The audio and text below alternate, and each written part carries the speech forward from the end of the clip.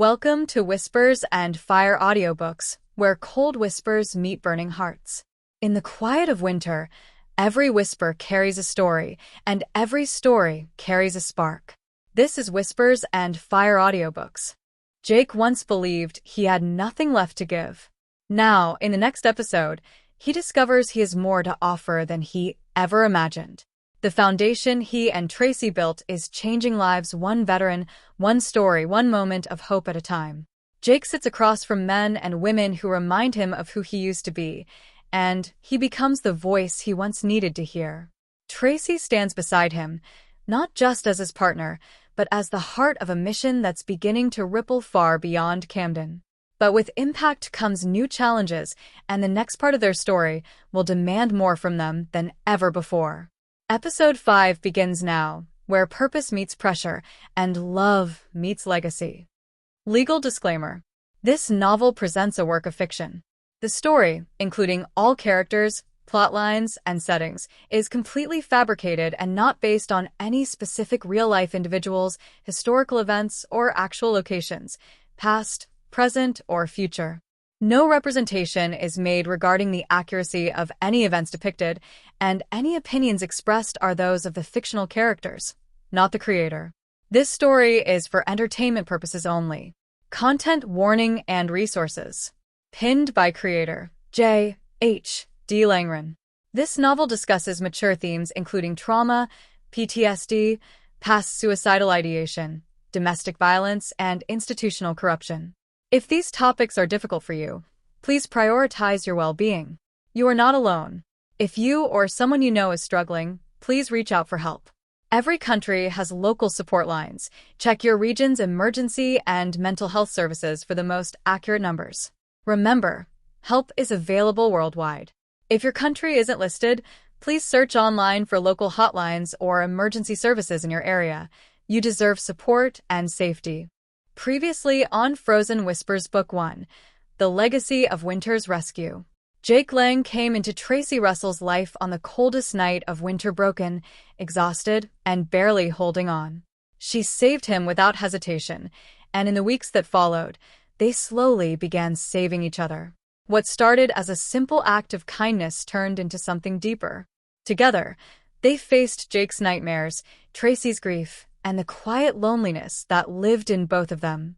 Day by day, they built a rhythm: shared meals, shared mornings, shared healing, until Tracy's house felt alive again, and Jake finally felt like he belonged somewhere. By spring, everything had changed. Jake found purpose in his work and confidence in himself. Tracy rediscovered joy, laughter, and the courage to open her heart again. And together, they took a leap that transformed their private healing into something bigger. The Russell Lang Foundation, a place where veterans could find hope, support, and a path forward, just like Jake did. Now, as we step into the next chapters of their lives, their mission is growing, their impact is spreading, and the life they're building is no longer just about the two of them. It's about every life they touch. But with growth comes pressure. With visibility comes risk. And the next chapter will test their strength and their bond in ways they never saw coming. Before we continue with the next chapters, take a moment to like, subscribe, and share this episode. Your support helps this story reach more people who need a little hope, healing, and heart in their day. And tell me in the comments, what part of Jake and Tracy's journey has stayed with you the most so far? Legacy: building the foundation. September arrived with a kind of crisp clarity that made Maine famous. The days still warm enough for short sleeves, nights cool enough to remind you that winter was always waiting in the wings. The leaves hadn't begun their dramatic transformation yet, but you could feel the change coming in the quality of the light, in the angle of the sun, in the way the air tasted of coming rain and distant wood smoke. Jake stood in the doorway of what would become the Russell Lang Foundation's first office, surveying the empty space with a mixture of excitement and trepidation. It was a modest building on the outskirts of Camden. This was a former insurance office that had been sitting vacant for 6 months before Tracy found it. 2,000 square feet of potential, with good bones, plenty of natural light, and a location accessible to public transportation, which mattered when you were trying to serve people who might not have reliable vehicles. What do you think? Tracy appeared beside him, 2 coffee cups in hand, passing him one. She'd been in meetings all morning with her own business, but had cleared her afternoon to help with foundation planning. That was how they worked now. They were balancing their individual professional lives while supporting each other's projects, finding ways to interweave their separate success into shared purpose. I think it's perfect, Jake said, taking in the space with a professional eye. We'll need to divide it. We will need private counseling spaces, a group room for training sessions, office area for staff and reception. Maybe a small kitchen for coffee and lunch breaks. I've already called a contractor. Tracy pulled out her phone, showing him architectural sketches. Jenna's brother-in-law. He did the renovations on our Maine warehouse. He can start next week if we approve the plans. Jake studied the drawings. He was very impressed, like always, with her. Tracy had thought of everything from the soundproofing in the counseling rooms to the accessibility features for veterans with physical disabilities. This is incredible. How much is it going to cost? Does it matter? Tracy's tone was gentle but firm. Jake, we have the resources. I'm not saying money is unlimited, but this is important. This is what we're building together. Let's do it right. She was right, of course. Jake was still adjusting to the reality of their combined financial situation. Tracy's business generated significant revenue, and his consulting practice was increasingly profitable. They could afford to invest in something meaningful. He just had to overcome the old instinct, born from months of poverty, that every dollar spent was a dollar he might desperately need later. Okay, he said, accepting it. Let's do it right. They spent the afternoon walking through the space, making notes, discussing needs and possibilities. Jake had spent weeks researching other veteran service organizations, studying what worked and what didn't, identifying gaps in the existing support system. He'd learned that the biggest challenges veterans faced weren't always the obvious ones. Housing and healthcare, while critical, weren't the only issues. It was the smaller things, too. Learning to translate military skills into civilian job qualifications, understanding how to network in professional environments, finding community and purpose outside the structure of military life. Then deeper than that, it was the invisible wounds, the PTSD, depression, survivor's guilt, the 1,000 ways trauma manifested that were hardest to address because they were hardest to admit. We need counselors who actually understand military culture, Jake said, making notes on his tablet. Not just any therapist. We need people who get the unique aspects of service and combat. Dr. Winters has been invaluable for me, but she's one person. We need a team. What about peer counseling? Tracy suggested. Veterans who've successfully transitioned, who've done their own healing work, helping others through the process. Wouldn't that have value? Jake looked at her thoughtfully.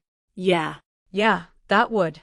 Someone who's been there, who can speak from experience rather than textbook knowledge. That might actually be more effective in some cases. You could be one of those peer counselors. Tracy met his eyes. You've done the work, Jake. You've healed, built a new life, found purpose. Other veterans need to see that it's possible. Who better to show them than someone who's walked the path? The idea settled into Jake's mind with the weight of truth. He'd never thought of himself as a counselor. He was a security consultant, not a therapist. But Tracy was right. His story, his journey from that frozen roadside to here, to this moment of building something meaningful that was valuable, that could help others believe change was possible. I'd need training, he said slowly.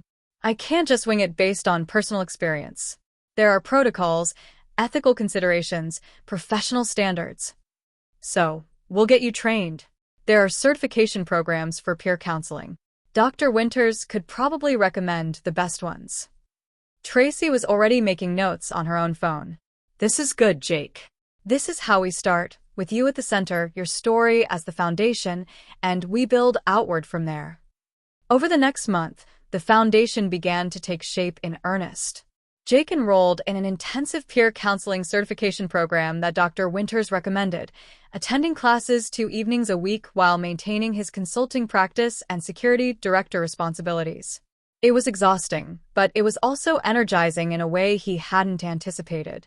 Learning how to help others, how to guide someone through trauma, how to recognize crisis and respond effectively, it felt like gaining new weapons for a war he'd been fighting blind for years. Tracy handled the business side with the competence Jake had come to rely on. She registered the foundation as a nonprofit, navigated the complex tax implications, created bylaws and mission statements, built relationships with other community organizations. She brought Jenna on board as the foundation's administrative director. It was a role Jenna accepted with tears and immediate efficiency. "I've been looking for something like this," Jenna said when Tracy made the offer. "Something that matters beyond profit margins. The import business is wonderful, but we will be helping veterans rebuild their lives. This is important." Colonel Davenport agreed to serve on the foundation's board of directors, bringing his decades of experience and extensive network.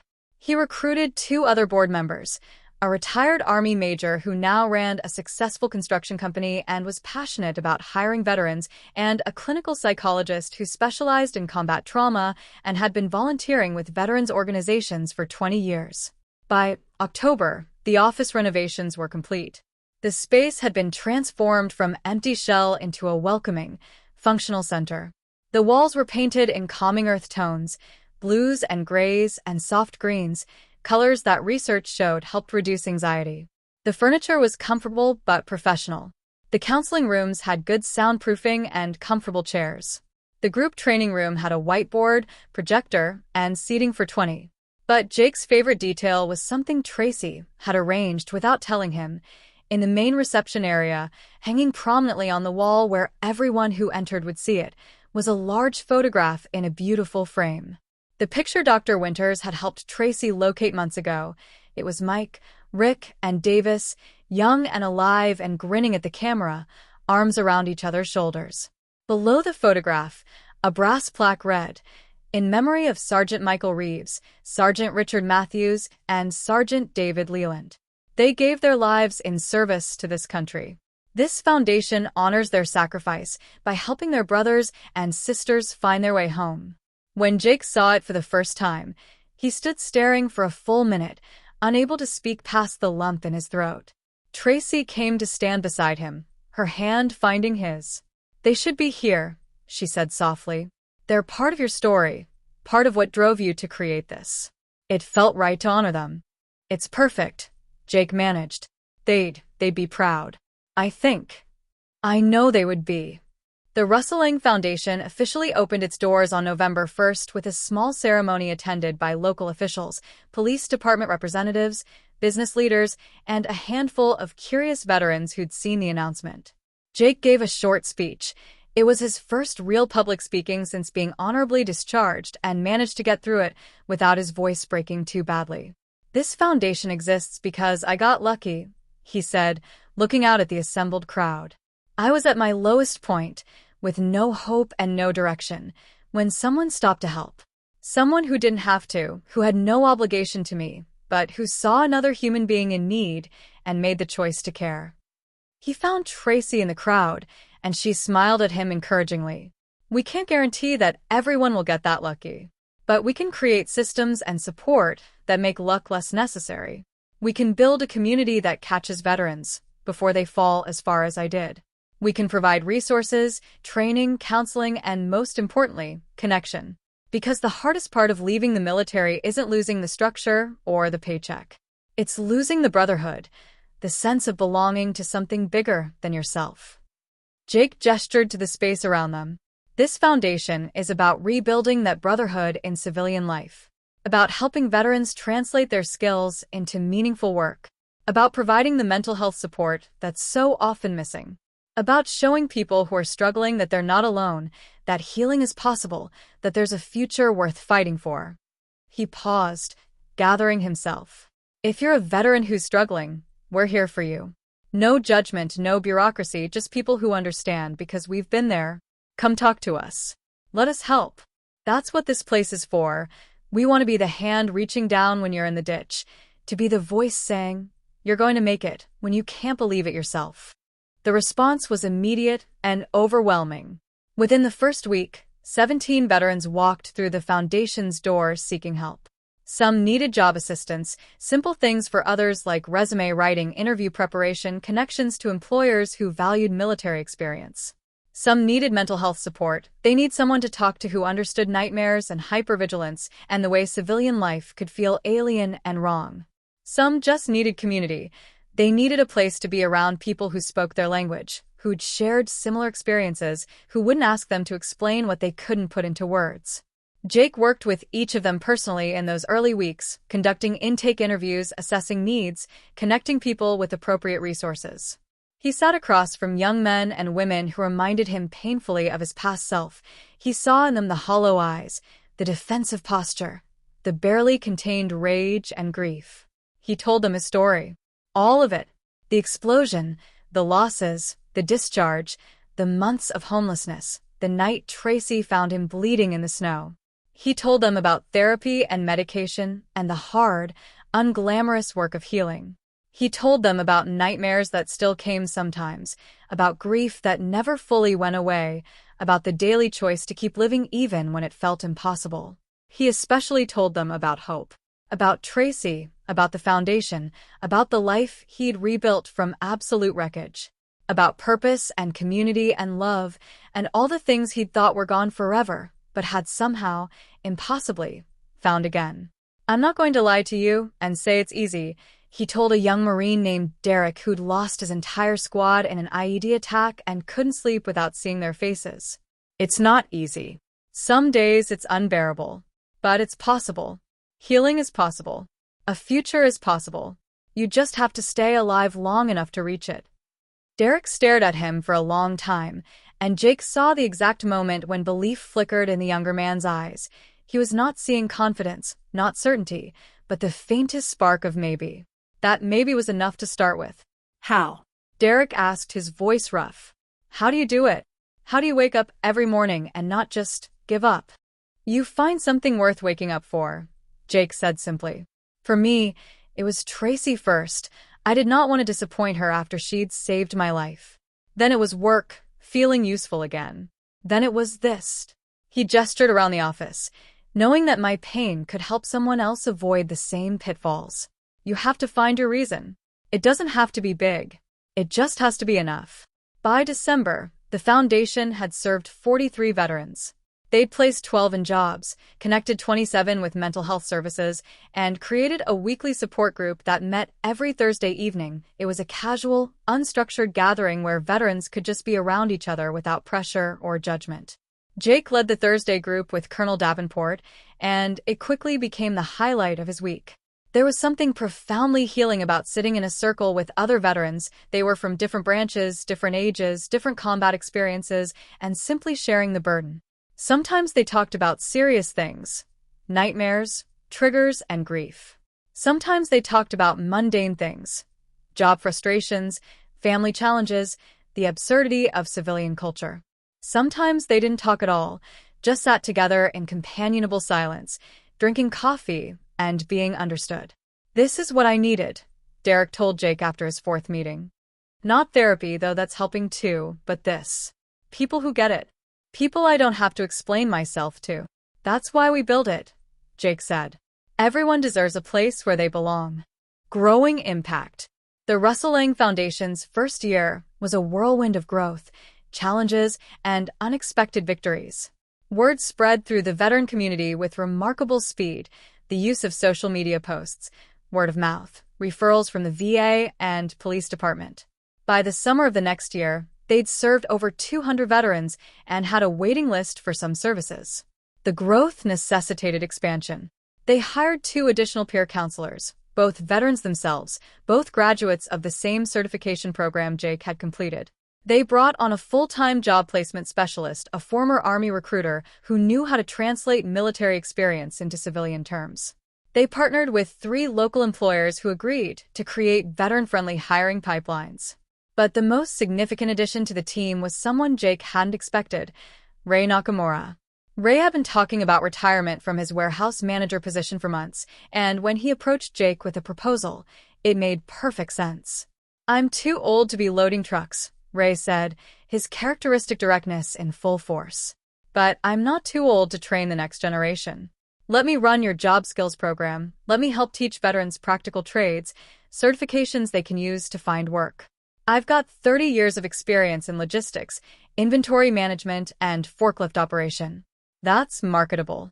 Jake hired him on the spot, and Ray's practical training program became one of the foundation's most successful initiatives. He didn't just teach skills, he taught confidence and discipline, the kinds of soft skills that made employees valuable beyond their technical abilities. He always did it with the blunt honesty of a man who'd serve himself, who wouldn't accept excuses, but also wouldn't let anyone give up. Tracy's import business continued to thrive, and she began deliberately creating opportunities for foundation clients. She hired 3 veterans into warehouse positions based on Ray's recommendation, and when they proved reliable and skilled, she hired 2 more. Other businesses in the industrial park followed her example, and gradually a network emerged.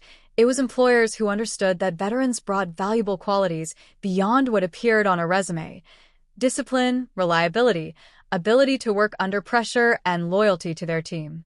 The foundation's impact rippled outward in ways Jake hadn't anticipated.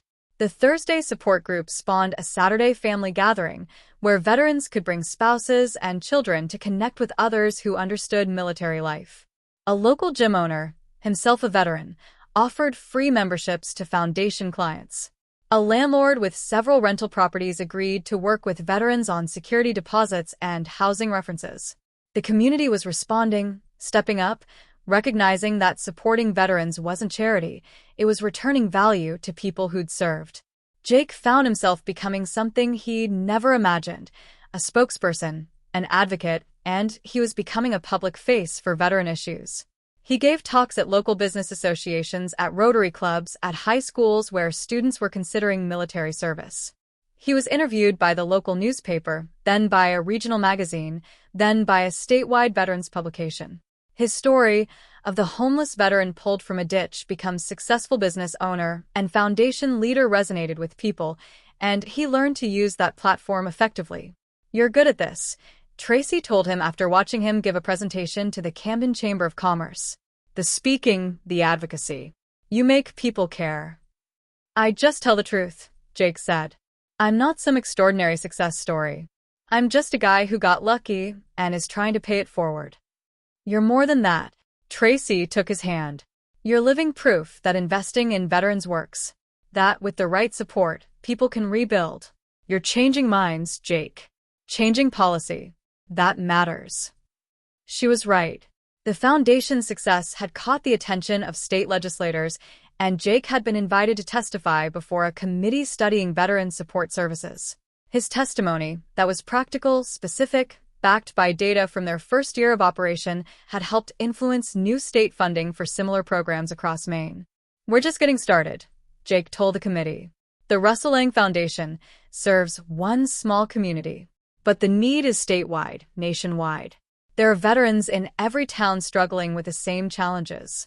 If we can show that community-based support works, that investment in these programs pays dividends in reduced homelessness, reduced suicide rates, increased economic participation, then we can replicate this model everywhere." The committee approved additional funding.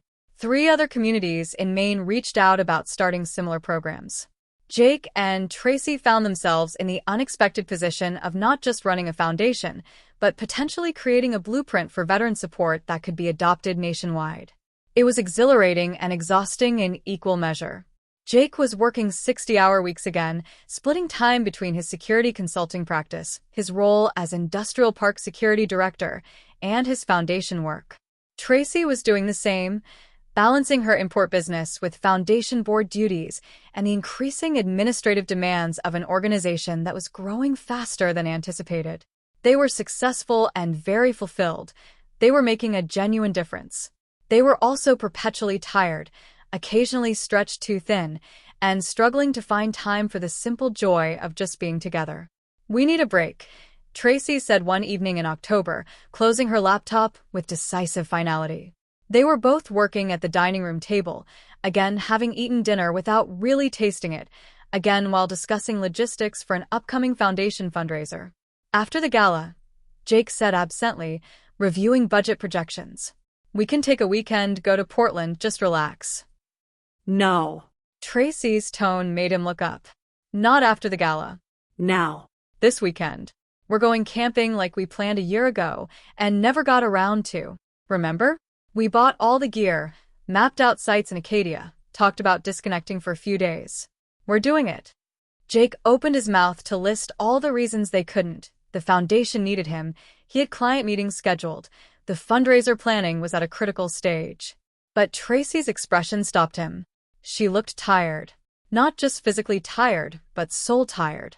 The kind of exhaustion that came from giving too much without refilling your own reserves. You're right, he said, closing his own laptop. We're going camping. This weekend. I'll clear my schedule. Really?